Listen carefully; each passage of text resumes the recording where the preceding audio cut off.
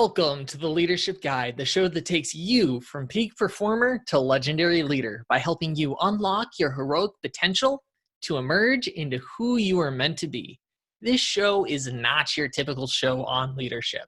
We have real, raw, unplanned, and unedited conversations with individuals from a wide variety of industries and expertise to get into the reality of what leadership actually looks like in the world. Not just theories that you read about in books. We leave the conversations unedited because leadership is not about perfection. And because this show is unplanned, you get unique insights and you get to see a side of these individuals that they don't usually share anywhere else. On today's episode, we have a conversation with Kimberly Weitkamp and discuss the headbanging of bliss, the importance of language in effective communication, how the seemingly small things make a huge difference, and the challenges that have arisen with technology. I'm your host, Cody Dakota, founder of the Leadership Guide, a member of the Forbes Coaches Council, and finalist for the Extraordinarian Award for coaches with ideas that can change people, businesses, and the world for the better for my ideas on leadership. We are sponsored by KDDM Inc., your one-stop shop for growing your business. If you're an entrepreneur, you'll want to meet my friend Tony Kaufman and her team at KDDM Inc.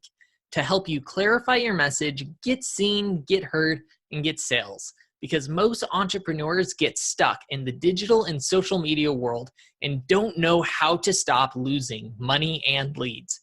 KDDM Inc. is a world-class digital marketing agency that offers professional video production, amazing US-based virtual assistants, and brings the best tools and resources in the industry for entrepreneurs with their done-for-you and done-with-you solutions. Thanks to KDDM Inc., more entrepreneurs are reaching their heroic potential. If you would like to be a proud sponsor of the Leadership Guide show, please go to www.theleadership.guide and fill out the Contact Us form. We'll get in touch with you shortly. And don't forget, stay tuned to the end of the episode to discover how to join the League of Legendary Leaders, an association of leaders with the goal to raise $100,000 monthly to support nonprofit causes which are currently looking to impact the world and make it better for future generations. Now, on to the show.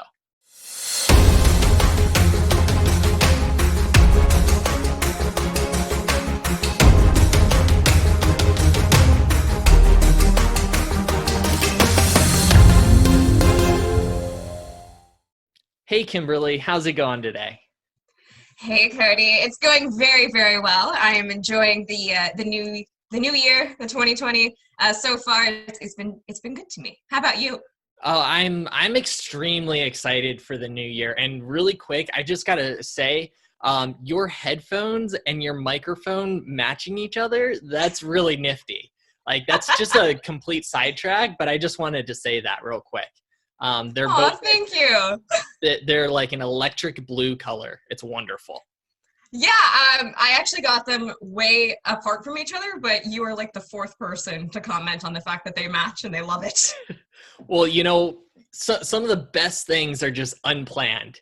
You're kind of going around your day and then they just happen to align perfectly like that. You know what I mean? Oh, absolutely. And, I'm a huge fan of blue. So I was like, ooh, blue headphones, got to get that. And then, I got the microphone and it came with a little cover to, help you sound really great. And I was like, oh, it matches my headphones. How awesome. Oh, that's perfect. Okay, but 2020, yes, I'm extremely excited for this year. Coming into this year, I feel like it's going to be a fantastic year, but not just a fantastic year. I've got this, really deep gut feeling that this decade is really just going to be phenomenal for a lot of people. So I'm really excited to see what happens, not just in this next year, but in the next 10 years, really. Yeah, until I saw the first post on social media only about 3 weeks ago, it didn't really occur to me that it was a new decade. I was very aware Right. I remember all the horror stories that were going around about Y2K, right? The world was going to end. I distinctly recall that. The world was going to end. And I was like, I don't know why the world's going to end, but I've heard that the world's going to end. Well, and then that happened again in 2012, right? Oh, yeah, yeah. And that, man, 6 months. World's ending in 2012. The world is ending in 2012. And I was like, okay, great. I'm going to still live because it's, why prepare for the end, right? Just keep going. Just keep going. But it didn't really occur to me until like I saw it on social media somewhere. Oh yeah, it is the end of a decade, I guess. Huh? How interesting. Nifty. Absolutely. And you said something that I think is actually really incredibly insightful. And you kind of glanced over it. I don't know if you realized how insightful this is, but you said, if the world's going to end, it's going to end, and I'm going to keep living till it reaches that point. One thing that happens a lot in businesses is there's a lot of people that are doomsayers in any industry, right? They'll say that it's not possible to do this thing. They say that, due to the economics, it's not feasible to do this. And the thing is, a lot of times it's not possible for them, but that doesn't mean it's not possible for you. Absolutely. I hear that all the time. Just in general terms for marketing, you were like, oh, it's the death of email. It's the death of social media. It's the death of whatever. And I'm like, it still works. It's not like it's suddenly like going to disappear. I'm sorry to say to anyone who feels this is the case, but the internet is kind of here to stay. It's not the death of any kind of platform. It's more like, is it the right place for you to be where you need to be? Is it the place where the people you want to connect with are? Is it the best use of your time? Make that decision and move forward. I mean, if you always look at what's not going to work, or if you're always chasing the new thing, what's the newest thing, then of course you're not able to really focus on what is already working for you and moving forward. And I see no point in saying, oh, well, it's not going to work for me, so I'm just not going to try it. You never know until you try. Oh my gosh, I have fallen into the trap of seeking the new thing all the time. It's a terrible trap because it doesn't work. And most of the time, those quote unquote new things that are supposed to be the best thing are super gimmicky. They are, yes. They're like, they have a very specific use, or they're very glitchy. I've also noticed that, where it's all like, it could be a great idea. It's nowhere near that actual realization of the idea. And it would be absolutely, but it's just not. Yeah, and anything new is going to have glitches because it's new, it's brand new, it's untested. And yeah, if you're that person who got in on, the ground level of, I don't know, Facebook, okay? And you were there the first day they started selling ads, I'm sure you had a lot of frustrations, but if you stuck with it, now of course you're making bank on Facebook, and new players necessarily aren't. But it's a balance of how much frustration do you want to go through, and how much time and effort have you actually put into what you're talking about. I know you're talking about with the, I call it shiny object syndrome. Right? Oh, look, shiny object, or oh, look, squirrel, right? Yep. That's gonna work. So the grass is always greener, right? But the reality is the grass is not always greener. And you need to set aside the time to actually use something. Just saying, oh, it's shiny, it's new, it's the best new thing, I'm going to go do that. It's been 2 days, it's not working for me. Okay, I'm going to give up. Like, you have to be able to set aside the time to actually do what needs to be done. And if you don't have the time, like, none of us are magically going to get an extra 5 hours any one day so that we can learn something new. So if you don't have the time right now to learn how to actually use something, then keep doing what you're doing. Because those, at least you have the time, you've got the processes, and you can keep going forward with those. Absolutely. And as long as it's working, and I think that's the key. If what you're doing is working, keep working it, right? Until you figure out something that is dramatically better, just keep working what's working, right?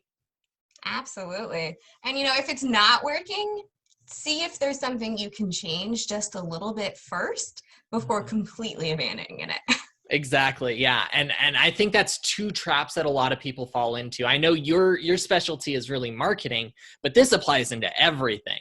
And those two things is, one, giving up too early on something. And this happens with marketing plans. This happens with leadership plans where they try to implement this brand new thing and they're like, oh, this thing is going to be so great. And they don't see the results after 2 days because we live in a microwave nation where everything's given to us in 2 minutes and we're not used to waiting 2 months for something, right? And then I love that phrase, microwave nation. But it's so true, right? It is true. And I've heard that term before too. It's like micro content or, oh, it's the little itty bitty tidbits. We're so used to that instant gratification. That's what I've heard. The instant gratification nation, right?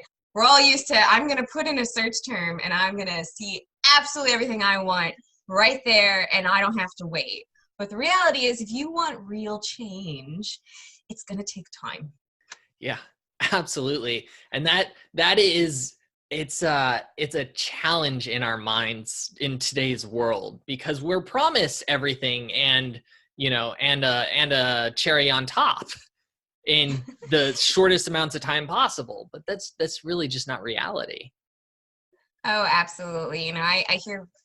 I always love it when like something is delayed at the airport, right? I fly a lot for work and for travel, and I've been to over 20 countries, so I've been on quite a few airplanes. And people they'll start to grumble as soon as they make that announcement. Oh, we're going to leave 10 minutes late. And you know what? Especially on my preferred airline, they usually land 10 minutes early. So leaving 10 minutes late, it's not like I'm going to be delayed more than like a minute or two. And I just kind of want to walk up to these people and be like, do you remember how long it takes to drive to where we're going?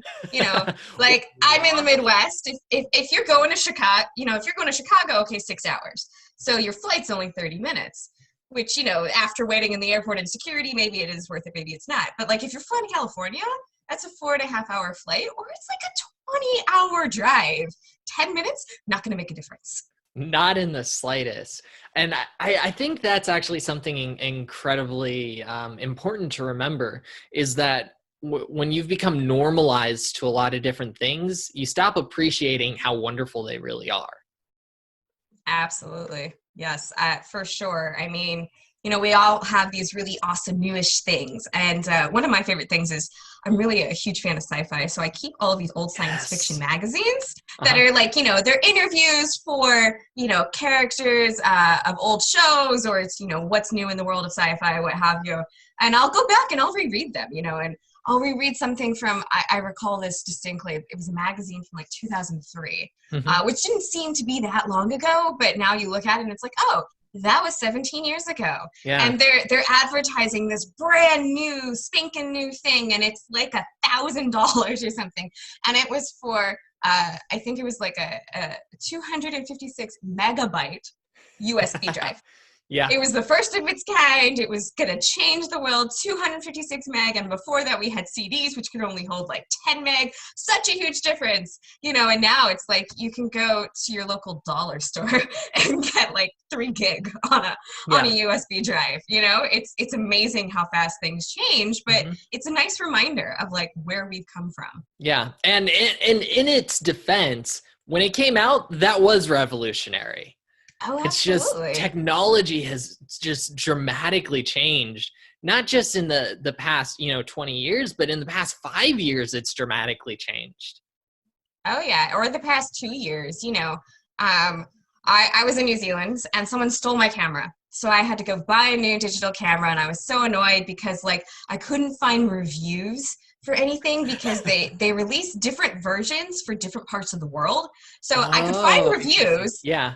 I could find reviews, but they were all for an option that was an American or a European model, and the Oceania models are actually different. And the technology at that time was about 2 or 3 years behind what I had in America. So my camera was 3 years old, but I was going to have to spend a lot of money to get a camera that was at the same level.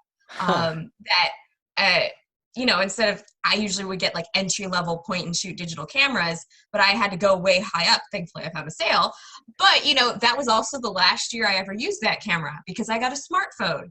And my next iteration of my smartphone, when I came back to the States, it was taking just as good pictures. Yeah, exactly.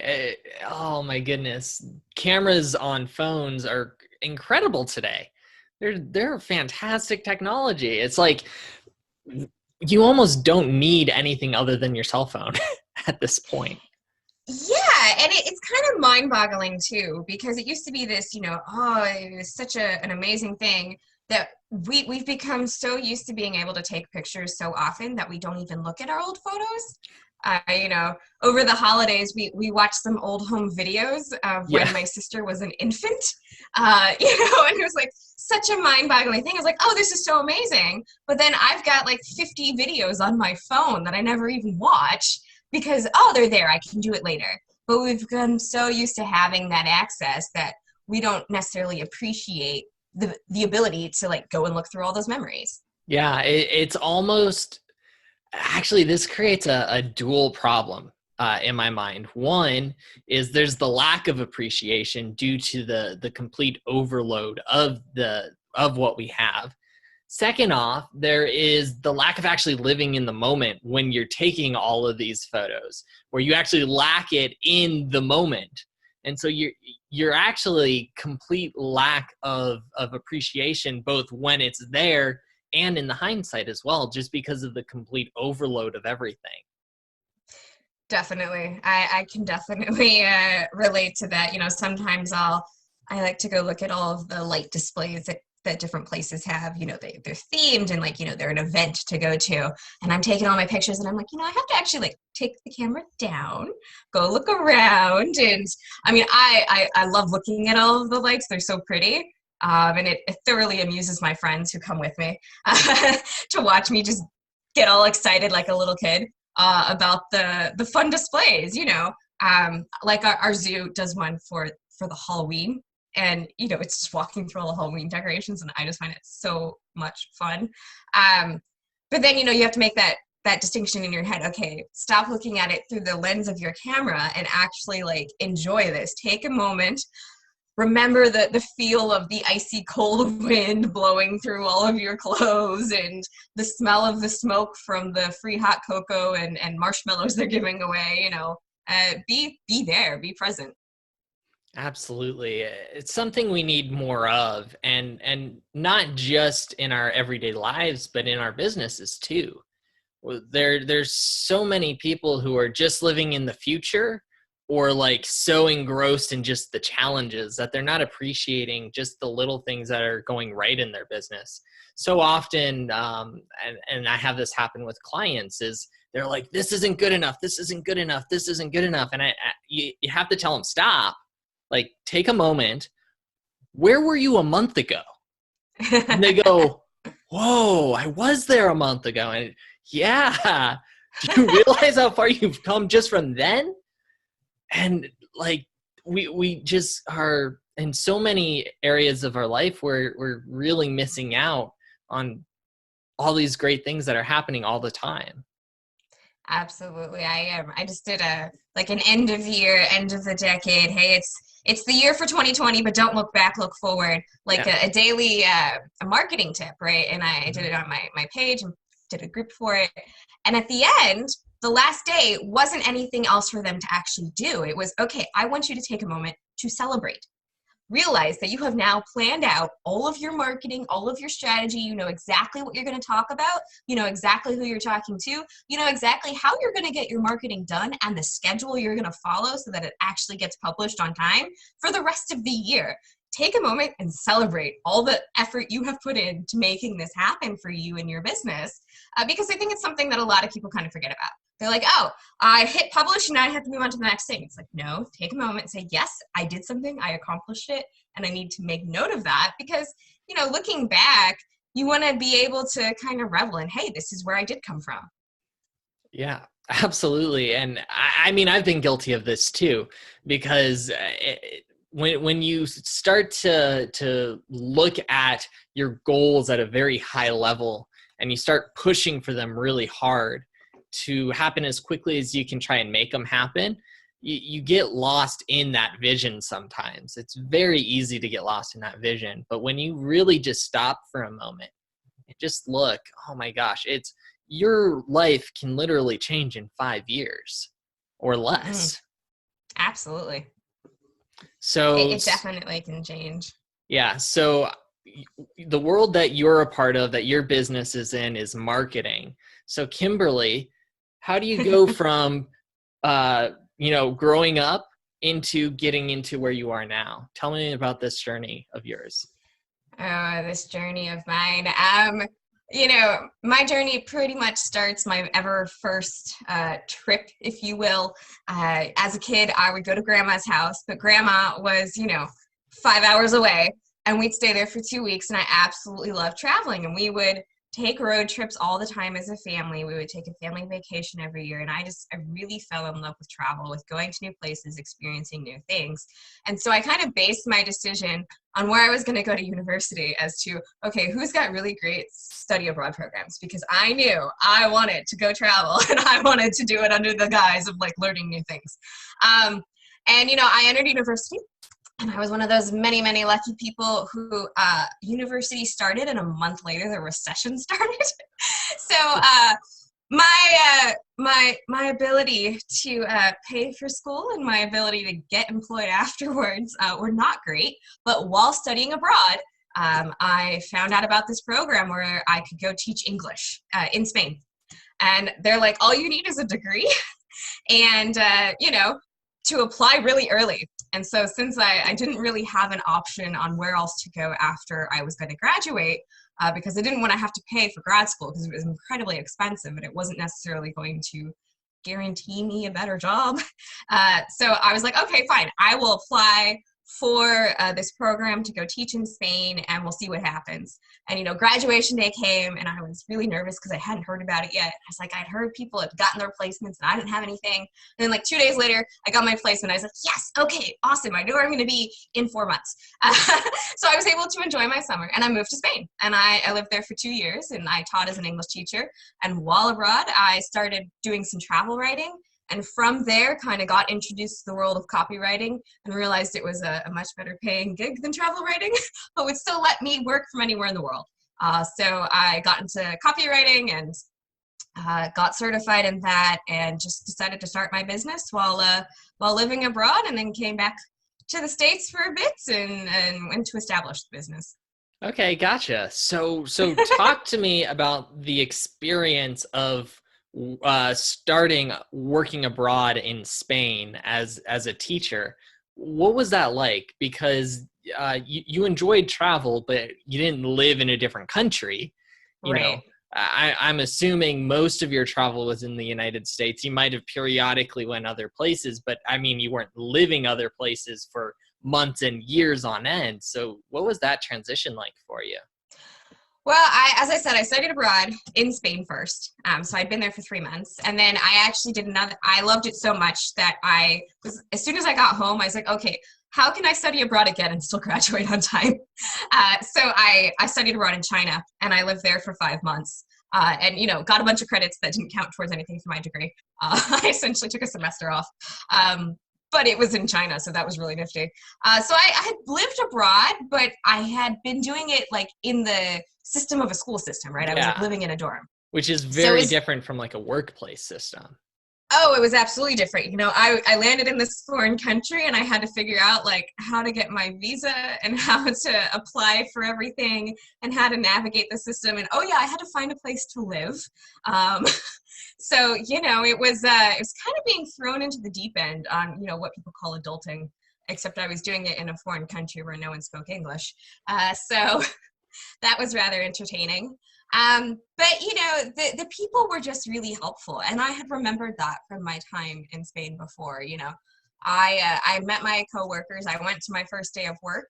I actually knew someone who had been in the country before. She was a year ahead of me in school, and I knew her from my program. So I ended up renting her apartment. So I actually knew where I was going that first day, which was useful, even though I'd never stepped foot into it, right? I just had the pictures. So, my first interaction is with a landlord who doesn't speak English, and I have to read through this contract in Spanish. And, I have to make sure I know what I'm signing beforehand, which was, that's definitely into the deep end on, let's see how useful that Spanish degree is now. And the answer was not very. But, and then my first day, I went to the school. I found where it was, got a little lost. That's okay. And talk to the people in the school that I was going to be working with, and they were incredibly helpful. They're like, if you have questions, if you need to find something, if you need advice on where to look for, to find your groceries or something, just let us know. We're here to help. We're happy to. And it was a very interesting experience because the way the Spanish school system is structured is incredibly different than it is here. Teachers get like points depending on years of service and depending on levels of education and depending on where they've taught in the past. So instead of like most teachers, they find a school and they stay there for a couple of years, here they get placed. They get placed in Spain, and so the younger they are, the more rural out they are. So I was in a city, so I was working with people who were 20, 25 years older than me for the most part. And then like once you get to a certain level of points, you can decide where you want to permanently be based. Okay. So that was really interesting, that it was just such a different system. So learning how to teach in a new system, in a system I didn't know about, and also doing it in a foreign language, it was a lot of fun. It was an adventure for me, and it was a chance for me to live somewhere new, get some new experiences, and get the chance to continue traveling. Absolutely. And what's really incredible about all of that is whether it's just for a new job or you're a leader going into a new leadership position, it can be really foreign when you get placed into a new area or when you enter a new work environment. Maybe they're not literally speaking another language, but a lot of times you enter a new business, they have some sort of language that's already been developed, and you're entering into this. And the one thing we talked about before we started was the curse of knowledge. And Yes. So a lot of times with the curse of knowledge, people think you should already have some preconceived knowledge before you actually arrive there. And usually you don't. And so they'll get into all that talk, right? And you'll have no idea what they're talking about, but they assume you do. What were you going to say? And it may be a topic you know about, but they're using words you don't know. So you're like, wait, what are you talking about? Yeah, because sometimes different companies, organizations, all these different places, they are using the same ideas. They call it their version of the idea. And it's like version X versus version Y over here. And if you don't click right away that it's the same thing, just a different word for it, all of a sudden you're like, huh? It's like listening to a completely different language. Oh yeah, and you're completely lost, or they have a different phrase for how they do something, and like, your last job called it something different. So in some cases they are actually using another language. It's still English, but the way they talk about things is different than the way you're used to, and you're like, okay, wait, what is that like again? You're like, I swear I heard English words, but I don't understand what you're saying. Oh, absolutely. It's like listening to doctor speak, right? You're like, wait, what? What was that? That's a perfect example, right? You go into the doctor's office and they're like, well, apparently you've come down with this syndrome. And you're like, huh? What? Yeah. What does that mean? Am I going to die? They're like, oh, of course not. You're fine. But then they say something else and you're like, huh? You're like, I still don't get it. Oh my goodness. Absolutely. But yeah, and sometimes it takes a little bit of, how long would you say that it took you to get acclimated to the new environment that you entered into? Oh, definitely. It took a couple of weeks for sure. It was like 3-4 weeks, because just learning how they did things, like realizing that, our teachers, for example, they spend like 40 hours a week with student contact, right? That's student to teacher contact. Yeah. And there it's like max 20 hours. So the way they worked, the way they operated, the way they expected us to work and operate was completely different based off of that alone. And, getting mistaken for a student pretty much daily was also a little bit of a hindrance. Well, that should serve you well later in life, right? Yes, it should. I was teaching in a high school, so, that's like 12 to 16 in Spain. And as a foreign teacher, because I was essentially going into someone else's classroom, I had to wait until they showed up. And, what they say about Spaniards being very laid back and not keeping to a schedule is absolutely true, even in the classroom. So often, I'm waiting in the hall for like 10 minutes, 12 minutes after the bell rings. Teacher's still not there. I'm not allowed to go in. and the hall monitor's walking around. And they're like, why aren't you in class? I'm like, because I'm the assistant teacher. Oh my goodness, that's hilarious. Um, oh man. So okay, so from teaching, you did that for 2 years. Yes. So and then you go into travel writing. Right. So I was teaching, and I heard about this thing you could do called travel writing, and it never had really occurred to me. And I dived into the program and consumed it in like 48 hours, and I loved it. And I started pitching, and I got accepted pretty fast. But I realized that, you know, it wasn't a high paying area. It's something a lot of people do for like a retirement surplus income type thing, or you'd have to be traveling more than I was traveling. And I didn't want to be traveling more. Like, I liked having a home base and taking weekend trips. That was nice for me. But through travel writing and reading about other travel writers, I stumbled across this thing called copywriting, while at the same time making the decision that I was going to go move to New Zealand for a year and live and work there. But I didn't know what I was going to do. I didn't have a place to live. I didn't have a job yet, but I was like, got my visa, I'm off. So hold on. The question is, was the reason you decided on New Zealand, did it have anything to do with the Lord of the Rings? Slightly. Absolutely, yes. Yes. Okay. I met an American working in Ireland, actually, on a trip while living in Spain. And I was amazed because it's really hard for non-Europeans to get work in Europe. And I said, how are you doing this? And she told me about this thing called a working holiday visa, which I couldn't get in Ireland, but she had just come from New Zealand. And I said, you know, I'm almost finished with teaching. I don't necessarily want to go back to the States yet. That sounds like an idea. I'll go do that. And hey, I can go visit all of the Lord of the Rings stuff. That was absolutely on my mind. I went to like 4 different things while I was there. Okay. So do you see this? I don't. You don't see it? Samwise Gamgee. Oh, it's a little pop. Oh, that's and it's adorable. signed. It's signed. I see that. By that's Sean awesome. Astin. So fantastic. I met Sean Astin. Actually, last year I met Sean Astin at a convention. My fiance and I were super nerds, and we go to a bunch of different conventions. Oh, whoops. So we go to a bunch of different conventions throughout the year. And at that convention, he was there, and I actually got to meet Sean Astin. So that was pretty cool. Awesome. Played Samwise Gamgee in Lord of the Rings. Recently, he was in Stranger Things as well. He's Bob. Yeah, I didn't get into that one. Okay. I do have to say I really did enjoy seasons 1 and 2 of Stranger Things. I think it's actually a pretty great TV series, in my opinion, at least so far. I've heard what happens from many people. So you went to New Zealand. I went. Did you actually go see all the Lord of the Rings things that are there to see? Oh yeah, I went to Hobbiton. You know, I got my photo taken in front of like 1,000,001 hobbit holes. And that was pretty amazing. And then, of course, you know, I told you my camera got stolen. So that had all of my photos on it. So, of course, I had to go back again. So I went twice. Hey, that sounds like the perfect reason to go back again. All right. Yeah, I went twice. And then I went on a day trip in Wellington that takes you to some of the, it's like a self-guided one. I got it from the place I was working. And they had like a little walk that you could go on. That took you to all the places that they filmed nearby. I went to Weta Workshops, which is also in Wellington, and I went on a full day trip that took you to all the locations that they filmed for Rohan.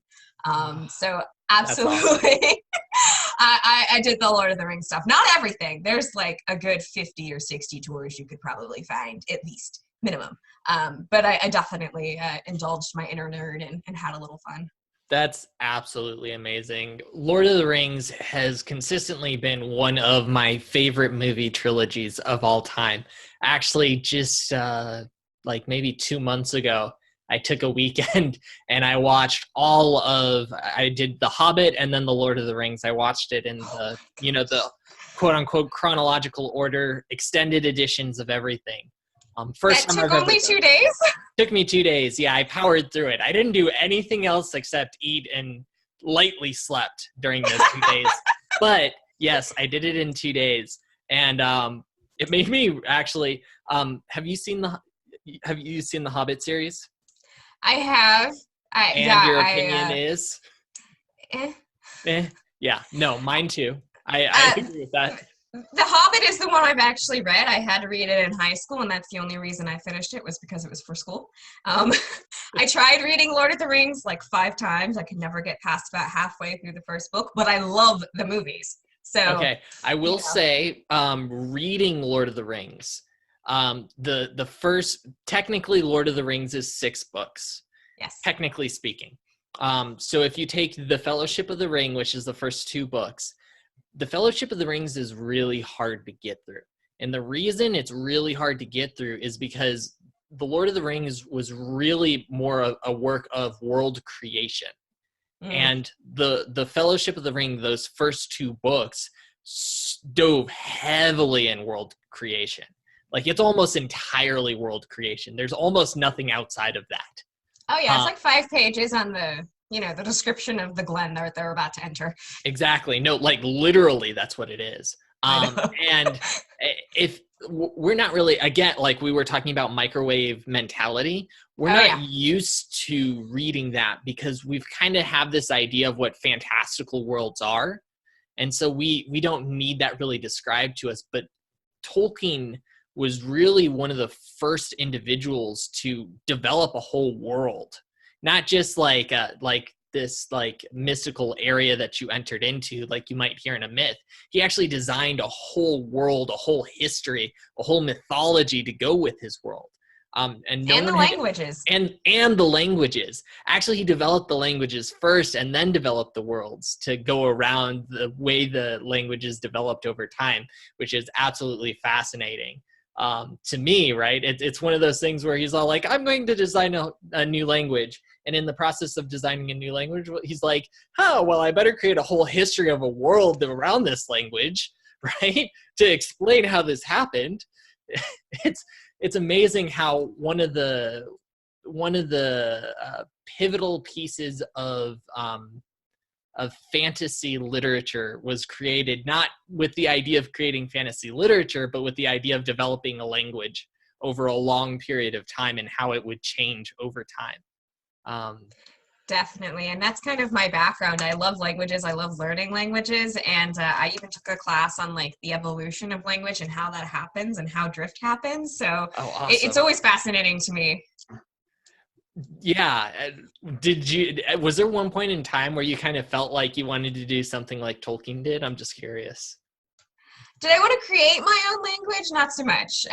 But I've always loved languages and languages and accents, right? Like I'm that person who hears somebody and I'm like, okay, are you from this area, right? And they're like, yeah, how'd you know? He's like, oh, because of your accent. And it's one of those things I really, it's part of what makes me love travel so much is because you never know who you're going to meet. You know, one of the strangest sensations is to look up from the hostel I was running at the time in New Zealand. And there was somebody across from me that I went to college with. And I was like, wait, what? Because it's so far away. And, the trip to New Zealand is like 20 hours minimum, 30 to 40 if you've, not going the fastest route ever. So it was very rare for me to meet Americans, much less somebody from the Midwest where I was. But just being able to hear that difference, meet people from all over and, kind of just learn new ways of saying things. It's a lot of fun for me.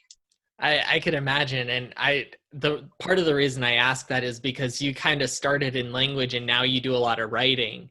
And you do more than just writing, but copywriting is really an art of writing.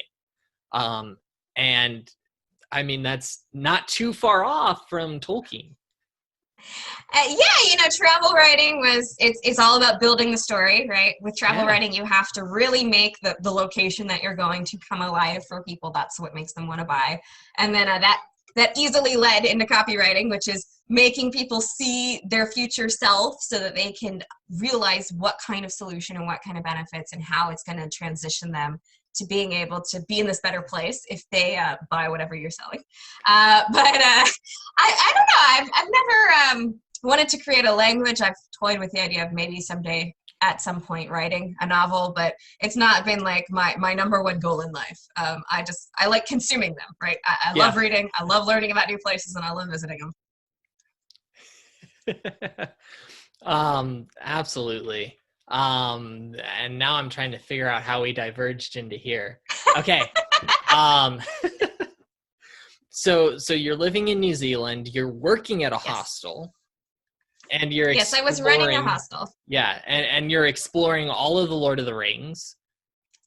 and from there you decide to go into so was it from there that you go into travel writing or into how guide me through the next part of the journey? Absolutely, yeah. I was doing travel writing while living in Spain.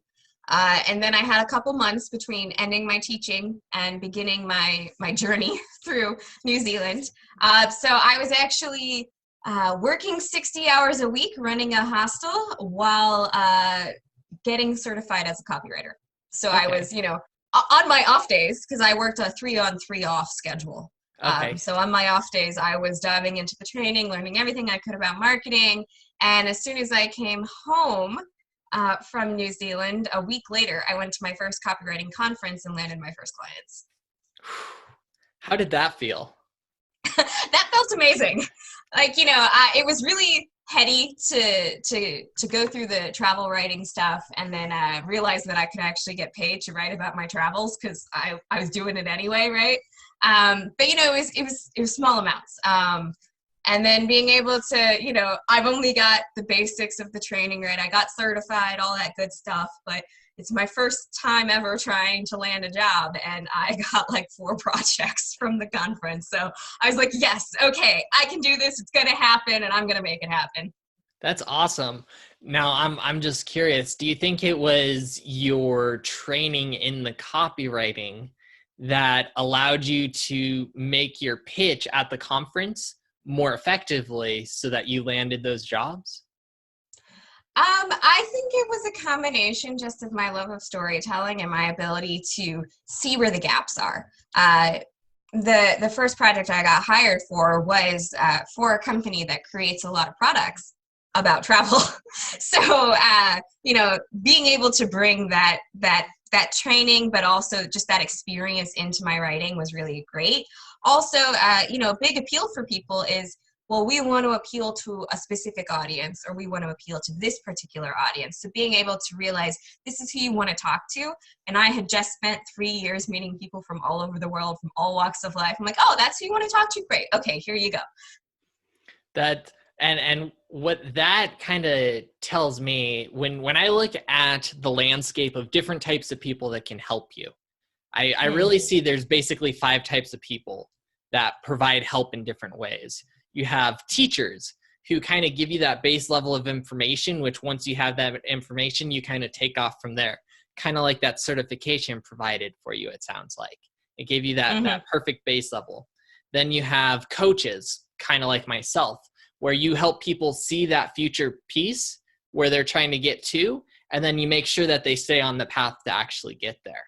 Then you have mentors, which it sounds like that's actually a lot of what you provided for these different businesses, is you've been down the path already. You've already kind of understand the ins and outs. And so they're trying to get down that path now. And you already have that kind of knowledge that allows them to really catch up to where you're at. And then outside of those, the other 2 is I see the consultant, which is when you bring somebody in to do a job for you. And you could also place an employee in that kind of same arena, which I know you do some of that work as well.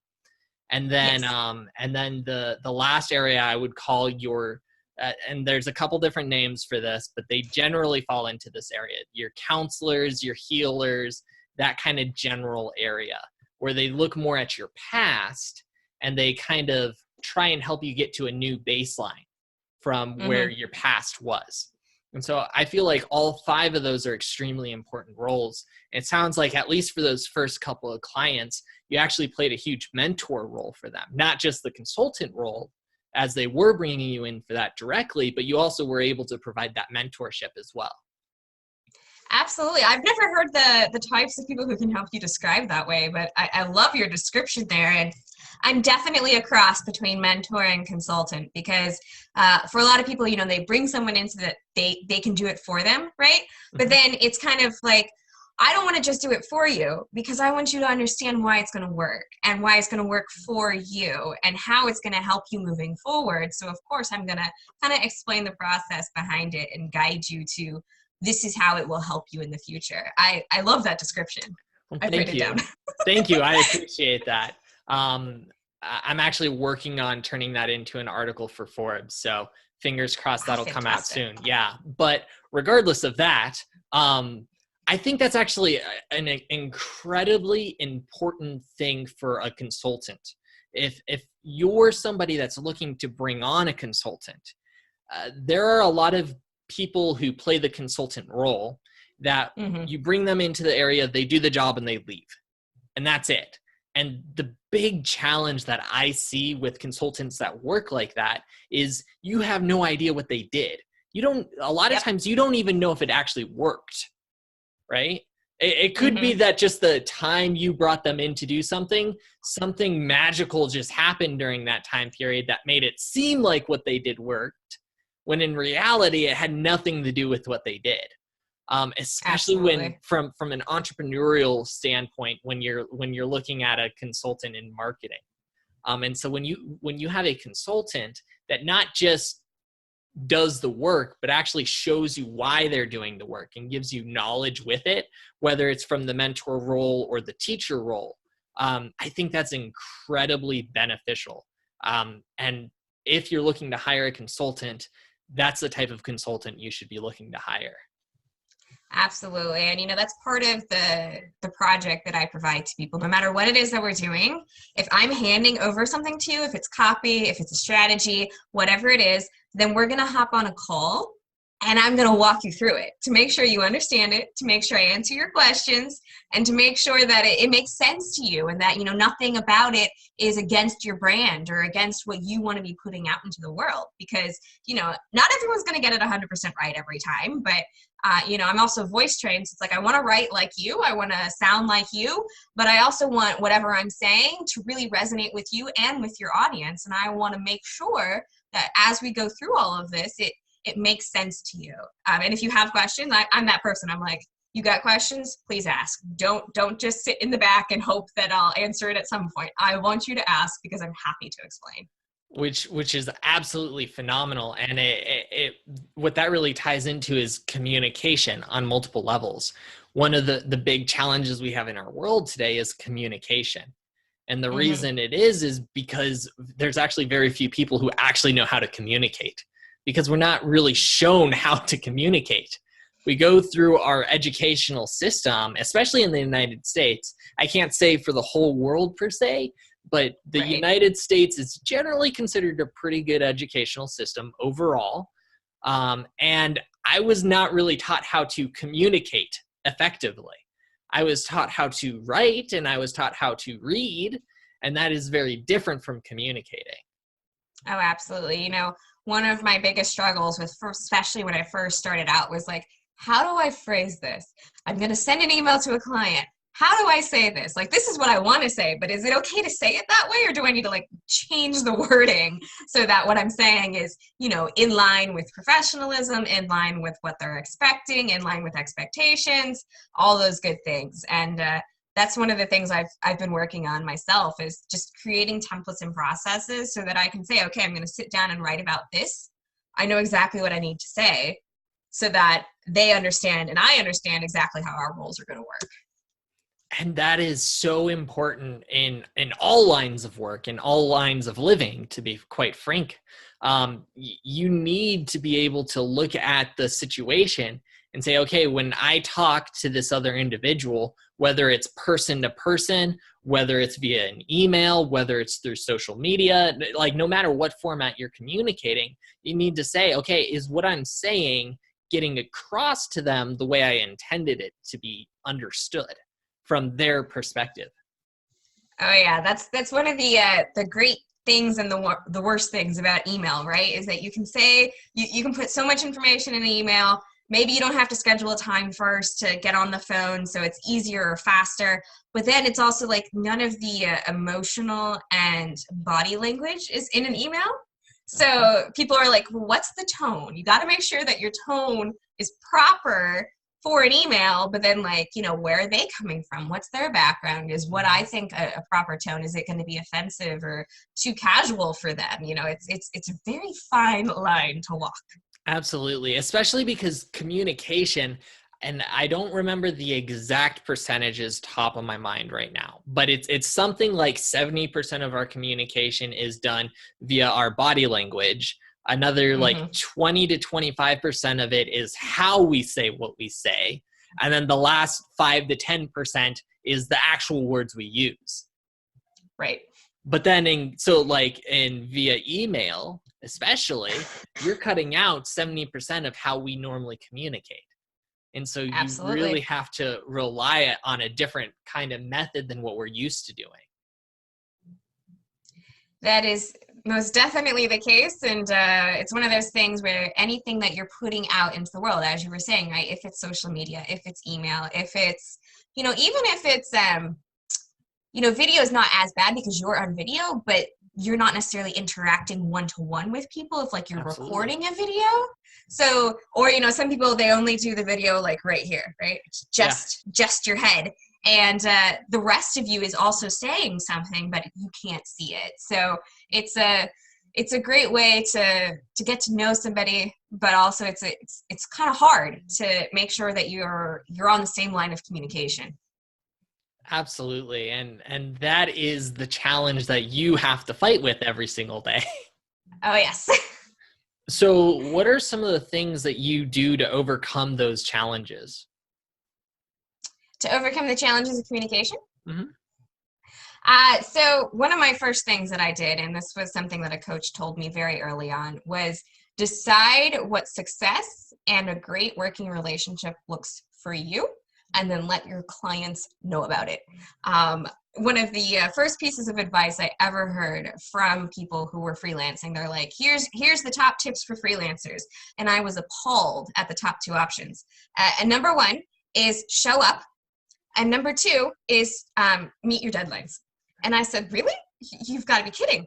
And they said, no, that's 80% of the job right there, is if you show up ready to work, and if you complete things when you say you're going to complete them, you are going to put yourself above 80% of everybody else, because it's such a foreign concept. So what I did was I sat down and I wrote out the guidelines that what my expectations were and what the client expectations should be when working together. And as soon as somebody signs a contract with me, I send them that message that says, you know, here's how I look. Here's how I see our working relationship moving forward. Here's how we're going to communicate. Here's how often you'll hear from me. Here's how you can let me know about questions. Here's the type of material I need from you. You know, let me know if you have any questions.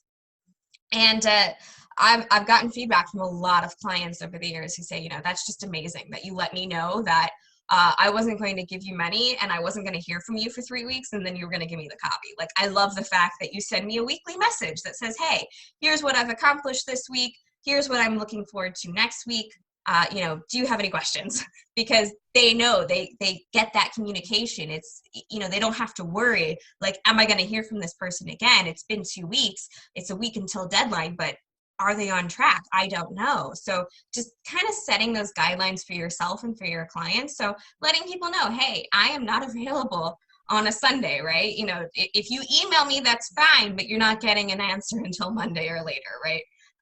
Just kind of setting up those guidelines for yourself to set your own boundaries, and then letting people know about them. You know, you need to let your clients know, this is how I see it going forward, you know, and I look forward to working with you. Absolutely. That, as you're talking about this, it reminds me of a quote, and I'm not saying it exactly as it was said, and I don't remember where I heard it, but essentially what the quote is it's not a sign of health to be acclimated to an extremely sick world. And one of the things you talked about in what you're talking about there is that the world of freelancing is very sick. And I've had clients that were in the more or less freelancing world, and I've known a lot of people from the freelancing world, and it's very, very sick. It's filled with people who don't hit deadlines. It's filled with people who you never know what happens to them. It's filled with people who make really big promises and then they never deliver it. And it's really sad. And for people who have morals and who actually want to show up in the world well, it looks abysmal when you look at that. And you're like, is that really how people are? And I think it's also kind of the mentality, a lot of freelancers come from a corporate job. So they view it as, I am the man now, right? I came from somebody else telling me what to do, so I get to set my schedule now, but they don't let anybody else know about what that schedule looks like. And for me, though, I never really had a quote-unquote 9-to-5 normal job ever. All of my jobs have been very, very unique and very different. You know, I was an AV tech. I set up concert stages and tore down equipment. When did that happen? I ran a hostel. Yeah. Wait, when did college. that happen? Oh, okay. That was in university. You kind of skipped over that one. I didn't hear that one. Yeah, but okay. you know, I skipped that one. But, you know, I was a bartender, but I was a bartender in New Zealand, not in America. You know, so I have this really very different approach to it in that, look, it's a job. Like, yeah, you don't have to call it a job if you don't want to, but it is your career. It is your business. Why on earth wouldn't you show up and keep your promises? And, you know, you tell the boss, which is yourself, but also your clients, look, deadline is 5 p.m. on this day. Why on earth would then you decide, well, that doesn't have to be the deadline. I'm going to change that. I mean, it's, you know, it's your business. Why? And I just don't understand that mentality. But I think part of it is because people are coming from, oh, I'm finally free to set my own schedule, but I forgot to tell the other people what that schedule looks like. Yeah. And I think that is such an important insight, is so many people leave one thing to seek the greener grass, like we were talking about earlier, right? With marketing, people leave what they think is going to die, and they go into something that they think is the green grass, and it doesn't work out the way they thought it was going to work out because they didn't have the right expectations going in. Yay, you have all this freedom and you get to make up your schedule, but at the same time, if you don't have any integrity to what you set up, if you're not able to complete deadlines on time, if you leave people in the dark and they don't know what's going on, you're not going to last very long in the long term. It's not sustainable. And they have the wrong expectation going into it. That happens all the time. Absolutely. You know, it's that shiny object syndrome. It's like, oh, you know, and that's why I don't really like the, you know, you'll see the videos, do what I do and you'll make $100 million and drive a Lambo and make money while you sleep. And I'm like, the past couple conversations I've had, that is like more and more one of the things that peeves me to no end, right? That like, if you do everything exactly like I do, you're going to have dramatic success, but you're not them, right? You're talking copywriting. You have a certain way that you speak to people. If you try to speak to people in their language, it's not going to work for you. It just won't. Absolutely. Because people see right through it. Yeah, and part of it is, as well, is, you know, as you were talking about with the microwave mentality, right? We want instant success. And so you see all of these things out there about the freelance lifestyle and working on the beach and, you know, never having to get out of your PJs and, you know, do it for a minute and you're going to suddenly make 6 figures a year. I mean, it takes hard work. Anything you do that's worth doing takes hard work, right? I mean, Absolutely. You know, you have to put in the effort, and if you're not willing to, then you need to reevaluate why you got into freelancing in the first place. I mean, me personally, your listeners can't necessarily see this, but I'm as pale as Snow White. I don't like the beach because I'm going to get a sunburn in about 2.5 seconds. Also, sand in my laptop. Well, there's a $400 I have to throw away and get a new one. You know, working from my PJs. It's not, I work from comfortable clothing, of course, but like, it's a brain thing, right? If you stay in your PJs, you're still staying in like sleep mode, so you're never going to get anything done. You know, those kinds of things, or, oh, only do it for 2 seconds and you're going to make $1 million. And my first thought when I first started freelancing was, well, what am I doing with $1 million? Do I need $1 million? Like, I don't need $1 million to live, because at the time I was living in a much cheaper area. You know, cost of living was much lower where I was. And it's like, to pay my bills, to travel when I want, to eat what I want, and to, you know, save a little bit of money. I don't need to make $1 million. So why on earth should that be a goal for me? You know, it's all about putting it into perspective of where you want to go, what you want to do, and also kind of being realistic. Like, look, you can call it not a job. You can say, oh, if you go after your passion, it's not work, but it's still work. Absolutely. And that is so important to remember. People, part of it, I've got a huge respect for this person, but people have kind of twisted it tremendously. And it's the work of Joseph Campbell. And one of the things that a lot of people cling on to from the work of Joseph Campbell is a phrase that he says, which is follow your bliss. And people believe, quote unquote, believe that bliss means this perpetual happiness where everything is always good and rainbows and butterflies and sunshine and yay, right? And that has nothing to do with what Joseph Campbell was talking about.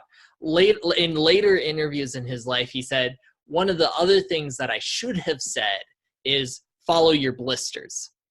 Because part of following your bliss, it's not that this like perpetual happiness bubble that never gets popped, because that doesn't exist. What he was intending to mean is that it's this work that is hard and you go after it. It causes blisters, right? But you know that even through the struggles, even through the pains, even through the headaches and frustrations and all of that, this is the only thing you want to be doing. Absolutely. Yes. This is the thing I want to be doing. Yeah, exactly. And like, you could be banging your head on the wall, but you know that you want to be banging on your head on the wall doing this, not doing something else. And part of like that microwave mentality again, right, is we want to just look at the positives of bliss, and we don't want to look at the headbanging of bliss, as Joseph Campbell meant it. The headbanging of bliss. That's a great quote. We're gonna trademark that? Is that the word? Trademarking, absolutely. But it's true. It's like, you know, yes, you can go after what you love, and I love helping people, and I love solving those puzzles, and I love being able to dive into somebody's company, get to know it anew, kind of get to know their voice. That's fun for me. But, you know, I also have to do silly things like return emails and make invoices and, you know, create my own marketing and talk about myself, which is not something I always love doing. But, you know, it's one of those things where it's work. Even though you love what you do, there are some days you're just like, man, do I want to get up and do that? And that's okay. Absolutely okay. That is human, right? And that's another thing that really irks me. There's so many people that think that they have to be perfect, right? And this is incredibly prevalent in the leadership world. Is so many people think they have to be perfect at whatever that position is. And that's not true. It's not true, and it's not possible.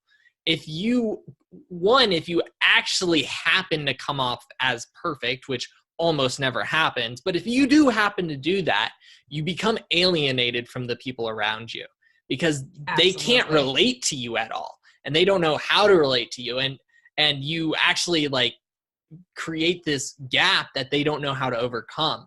I actually more or less experienced this in the world of Christianity. One of the things that a lot of people always say in the world of Christianity is be like Jesus, right? Do what Jesus would do. And if you're a Christian, you believe that Jesus was a perfect person. That is the belief. Now, you can believe that, you can choose not to believe that. That's up to you. I'm not going to tell you how to believe or not to believe. But in the Christian world, that's the idea. And so if you're thinking about this, you're like, I have to live up to this perfect person. How the heck do I do that? Because I screw up all the freaking time, right? But then so does everyone else, right? Well, but, and this is the thing. One of the things that made it easier is this concept of saints, right? They are these very flawed people. They had challenges that they overcame. They had things that they did wrong in their lives, but they still lived as close to perfect as is humanly possible. And they're celebrated for that.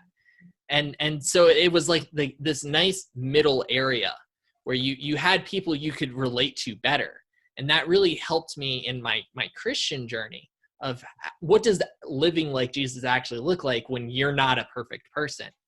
And Right. if we take that outside of it, if we're in a leadership position, if we're not the perfect person, we're just trying to live up to that perfect ideal. And yes, we make mistakes, and yes, we're flawed, and we can admit that and talk about that to people, right? We can relate to those that we lead so much better. Absolutely. It's one of those things where it's like life isn't a destination, it's a journey, right? Mm-hmm. And, you know, as a leader, as a business owner, whatever your job title, if you will, is, you know, as long as you're working towards a better tomorrow, that's a good thing, right? But I mean, I would not want to be around anyone who portrays themselves as being perfect, because then it just makes Nobody you feel does. guilty. Like Yeah. you feel guilty. You're like, what do I talk about with this person because I'm not perfect and they're perfect? So, you know, I don't even know how to relate to them. Absolutely. It's just an alienation thing. Yeah. And Your clients I don't agree want to with be you around you. 100%. Your employees don't want to be around you. Like, no one wants to be around you. Your family may not want to be around you. That actually happens, right? Where like the Yeah. kids look up to their parents as these perfect beings, and then the kids like never want to communicate with their parents because they feel like everything they do is wrong. Mm-hmm. And it creates a Absolutely. separation, which is traumatic for the kids. And in the long term, it doesn't serve the family unit better either. Yeah, I tell my clients as well. It's like, oh, well, we want to, you know, be knowledgeable, and we want to be this, and we want to be that, and we want to be that. And I'm like, okay, here's the thing. If you sound, I heard this at a conference. It was called the corporate wee-wee, which is if you go to someone's website and all you see is, we understand this, and we value this, and we do this, and we do this. It's because it's all corporate speak. It's nothing truly human. It's not true. It's not like a person. And I have to remind my clients, I'm like, look, an actual human being is going to read whatever we're talking about. If we're talking about a blog post, if we're talking about a sales letter, if we're talking about an email, how can you talk to a person to have that conversation? Because it's, you know, yes, you want to portray the right image, right? You want to portray that you guys know what you're talking about, but a business with the word business on a box is not going to read this. A person is. So how do you make that connection? Absolutely. And that's essential, whether it's copywriting, whether it's a leader trying to talk to a team or a parent talking to a child. You're talking to a person at the end of the day, and they Yes. have to be able to understand and relate. It's so important. Yeah, understanding and relating is a huge part of what I do. And it's just a huge part of being able to run a successful business, I feel, because if you're too far removed from who you're going to help, there's this huge gap that you're not going to be able to cross and they're not going to be able to cross because you're not speaking the same language, right? Back to what we were talking about earlier. Yeah. Have you experienced that or seen that with a client, and how did it play out from like where you or they were, and how did you get them to kind of see from the ground perspective? So it's one of those things where a lot of us are too close to what we do to see the distance or to see the difference. So I had one client that, you know, they told me they had actually a clear idea of who they were talking with, and they knew, you know, kind of their position in a business, and they knew their education level and what they already knew or didn't know about this particular product. And this was an AI software for bookings. So like in the hotel reservation industry. And they said, you know, our people, they know a lot of stuff about hospitality, right? They know about how to run their hotels, but they don't necessarily know all the stuff about the software behind the different tools that they're using and the different ways they can let people know about what they offer. So all of our stuff has to be really easy, you know, from housekeeper up to manager, it has to be understandable. And I said, okay, sure. We'll work with that. Absolutely. And there's something called a reading score. And there's several different types of reading scores you can use. I like to use the Fleisch-Kincaid because it's in a lot of Word documents, and you can use it as a spelling grammar check. And basically what it does is it looks through what you've written, and it gives you an idea as to what reading level you're at. So you get a 6th grade reading level, a 9th grade reading level, a 2nd grade reading level. Meaning, how simple and easy is it for someone to read? Now, of course, there's variation because, if somebody knows all the terms about hospitality, but that's considered a more higher level reading, then of course, there's some room for improvement, but the idea is it's a general benchmark. And so I ran their current marketing materials through, and I got an 18 back, which that's an 18th grade level. That's like so postgraduate. So there's that's like 12 2 regular PhDs. grades. So basically you have, it's like a master's degree, I think, right? Because you have 12 years through high school, and then 4 years of your regular education. So that's 16 plus 2 more for a master's degree, more or less. So like a master's degree. So it would be a master's degree for us in the U.S. This was not a U.S.-based company. Oh, okay. So that changes everything. Okay. Yeah, but I mean, an 18, right? An 18 is pretty high level. It's pretty high, yeah. It's pretty high level. And I said, okay, if you want everyone in the company to be able to read this, you need to bring it down. And I gave them a comparison. So like there's another company out there that does a lot of research reports within their industry. So that's a little bit more, it's very research heavy, but they're still wanting to talk to a lot of people. And that scored like a 13. So I was like, okay, let's see if we can't get you down to a 13. Online in general, you want to be below an 8.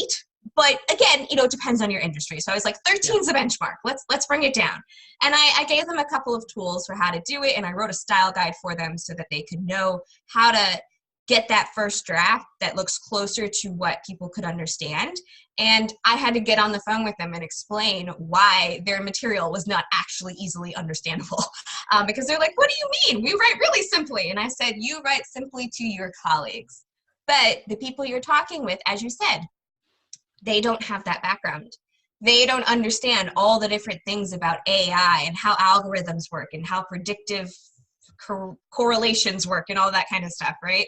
So you have to kind of, bridge the gap. You have to bridge the gap. And I was able to bridge the gap for them. And I gave them some examples and some ways to do that. But, it was really hard for them to hear that because they were thinking, oh, our stuff is super easy. It's super understandable. That's how we want to be. And it was good that they knew who they were wanting to talk with and that they knew how they wanted their brand to be perceived. But then to kind of to break their expectations and be like, well, you're not exactly there yet. But, then I'll have people who don't even know who they're talking to. Oh, we talk to businesses who do X, Y, Z. So remember, you're talking to a person. You're talking to a person. So what person are you trying to connect with? Absolutely. Oh my goodness. Okay. This has been a wonderful conversation, and I know we could continue to go on forever. I also know that we had a time commitment that we were going to hold to. So is there anything that we haven't talked about that you're like, I have to throw this in before we end everything? Absolutely. So my big thing, okay, I talk with a lot of people in a lot of different areas, and they're all like, I hate marketing. Marketing's like that. It's a dirty word, I don't want to sound like a used car salesman. I don't like marketing. It doesn't seem honest. And I'm like, okay, you've just looked at the wrong type of marketing.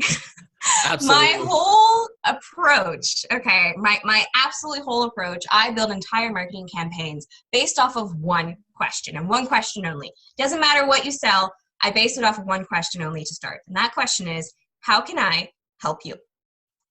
How can I help you? And that's, how can you as a company, your product, your service, your offer, whatever it is that you're doing, okay, how are you helping your clients? How are you helping your customers? Start from how can I help you? And then that'll lead you to, well, what things are they looking for help with, which leads you to creating content that's related to the searches they're already doing. Because when you're online, when you're talking about online marketing, people want to hear from you. They are actively searching for you. They just don't know your name yet. They have a problem. They want a solution. So you create your entire marketing campaign off of, well, what are their struggles? What are their problems? What do they need to move to the next step? Then provide them with whatever they're looking for. So that's the one thing I want to throw in there for a lot of business owners is I've heard that a lot. Marketing's like a dirty word. They don't want to be the used car salesman. They don't want to bother their list because that's why they don't email them. And I have to, remind them. It's like, look, people signed up to hear from you because they liked what you had to say. So when you approach it as I'm helping my audience, I'm helping these people, how can I help you? Well, that's what I need to create next for my marketing material. It's a complete shift in the mindset. And it also really helps you create great marketing materials that bring in the right people because that's what people are looking for. If they are looking for what you do, they will find you if you are creating marketing the right way. Absolutely. And I think that question is one of the most powerful questions a leader can ask, period. Whether it's talking to a clientele base or whether it's talking to your employee. Or whether it's talking to your kids, right? How can I help you? It's one of the easiest and most powerful questions you can ask, period. And if more people did that, think of how quickly the world would change, right? It would be such a nice place if all of us came from a place of help. If we came from a place of how can I improve your day, right? Let's not focus on the negative, focus on the positive. Absolutely, I'm a big fan. Absolutely. Okay, so Kimberly, you have been absolutely wonderful. If anyone's trying to get a hold of you, what are the best ways for them to do that? Throw in as many plugs as you want. Go for it. Absolutely. So they can hear me talk about marketing and how to build your business properly with the Audience Converter podcast, available on iTunes, available on Apple Podcasts, Google Play, Spotify, all the good podcast listening apps. Just choose one. If they want to get in touch with me directly, I'm available at contact@theaudienceconverter.com. As well, I am offering a few free funnel breakthrough sessions for the beginning of the year. I'm really excited about this new transition, this new position I've done. And these are 30-minute, basically, let's dive in and see what we can help you with in a 30-minute session. And you can sign up for one of those at theaudienceconverter.com/funnel-breakthrough-call. It's a little bit long. Hopefully the links will be in the show notes. And if you want to connect with me on social media, it's the Audience Converter on Facebook and at Audience Convert on Twitter. Awesome. Kimberly, thank you so much for all of your time. It's been a tremendous joy talking with you. When we had talked prior to this, I thought we were going to talk a lot more about Star Wars. It didn't happen this time. It's going to have to wait till next time. But we did get Lord of the Rings. Yes, so we covered Lord of the Rings. Covered one. Thank you so much, Cody, for having me on the show. It's been a blast. Absolutely. Thank you. Thanks for listening to this episode of the Leadership Guide. Please make sure to go onto your favorite player of choice and there rate the show, then subscribe so that you don't miss any future episodes. Then, if you truly want to be a legendary leader, share this episode with someone that you know will be impacted, because legendary leaders fuel not only themselves, but others as well to their heroic potential. If you want to unlock your heroic potential faster, then you will want to join the League of Legendary Leaders, an association of leaders who are dedicated to unlocking their heroic potential, unlocking the heroic potential of others, and where legendary leaders are born. The League of Legendary Leaders also has a goal to raise $100,000 monthly to support nonprofits that are actively undertaking causes to impact the future in areas including homelessness, neurodiversity, character strength, positive psychological research, and more. Seize the call now. Go to www.theleadership.guide and click Get Free Guidance Now to propel you on your journey to legendary leadership. I'm your host, Cody Dakota, and I'm honored to have spent this time with you today. My final message for you, and listen closely. It's time. Wake up your heroic potential. Let go of your fears and anxieties, and let's discover what is possible on your journey to become a legendary leader. Emerge and become who you were meant to be.